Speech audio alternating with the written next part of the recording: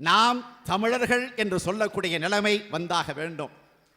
ஜாதியை பற்றி கூட நம்முடைய தலைவர் கலைஞர் அவர்கள் ஒரு முறை ஒரு உதாரணத்தை சுட்டி காட்டியிருக்கிறார்கள். அத்தி மரத்தில் உச்சியிலும் கிளையிலும் அடிமரத்திலும் காய்கள் காய்க்கும்.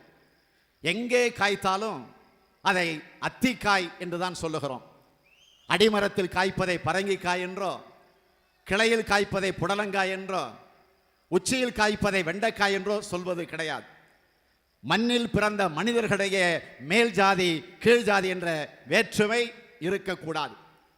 ஜாதியை ஒழிப்பதற்கு ஜாதி ஒழிக என்று சொன்னால் மட்டும் போதாது. சாதி என்பது சதியின் காரணமாக சதி என்ற வார்த்தையில கால் முளைத்து சாதியாக மாறியது.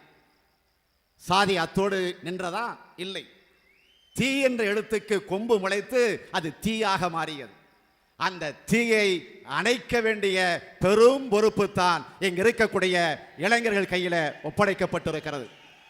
இந்த மாநில மாநாட்டில் நம்மை போன்ற இளைஞர்கள் எடுத்துக்கொள்ள வேண்டிய உறுதிமொழி, நாம் வரக்கூடிய ஆண்டு முழுவதும் அண்ணாவினுடைய 100ஆண்டு விழாவை கொண்டாட போகிறோம். அந்த விழாவை 100ஆண்டு விழாவை கொண்டாடுகிற நாம் சாதி சமயமற்ற சமுதாயத்தை படைப்போம் என்கிற அந்த உறுதிமொழியை நாம் இந்த மாநாட்டிலே ஏற்றாக வேண்டும்.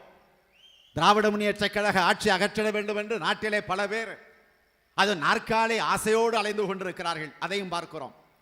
திமுக கழகத்தை ஏன் அழிக்க வேண்டும்? கழகம் செய்த தவறு என்ன?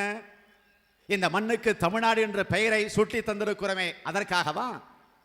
தாய்மொழிக்கு செம்மொழி என்கிற அந்தஸ்தை பெற்று தந்திருக்கிறோமே, அதற்காக இந்த இயக்கத்தை அழிக்க நினைக்கிறார்களா? பிற்படுத்தப்பட்ட தாழ்த்தப்பட்ட சிறுபான்மை சமுதாயத்தை சார்ந்த மக்களுக்கு பாதுகாவல் அரணாக விளங்கி கொண்டிருக்கிறோமே, அதற்காக இந்த இயக்கம் அழிக்கப்பட வேண்டுமா?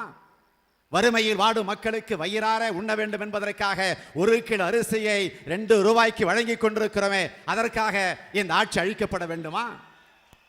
புலி வாழ குகை உண்டு, பறவை வாழ கூடு உண்டு, எலி வாழ கூட வலை உண்டு. ஆனால் எங்களை போன்ற ஏழை எளிய மக்கள் வாழ்வதற்கு இடமில்லாமல் தவித்துக் கொண்டிருக்கிறோமே, அதையும் புரிந்து இந்த ஆட்சி இன்றைக்கு பட்டா வழங்கி கொண்டிருக்கிறதே, அதற்காக இந்த ஆட்சி அழிக்கப்பட வேண்டுமா? வசதி படைத்தோர் வீட்டில் மட்டுமே வண்ண தொலைக்காட்சி பெட்டிகள், நம்முடைய வீட்டிலே இல்லையே என்று ஏங்கி தவித்துக் கொண்டிருக்கக்கூடிய ஏழை எளிய மக்களுடைய மனம் குளிரக்கூடிய வகையில் வீட்டுக்கு வீடு இலவச வண்ண தொலைக்காட்சி பெட்டிகளை வழங்கி கொண்டிருக்கக்கூடிய இந்த ஆட்சியை ஏன் அழிக்க வேண்டும் என்று எண்ணுகிறார்கள்? என்ன எரிச்சல் இன்றைக்கு அவர்களுக்கு வந்திருக்கிறது?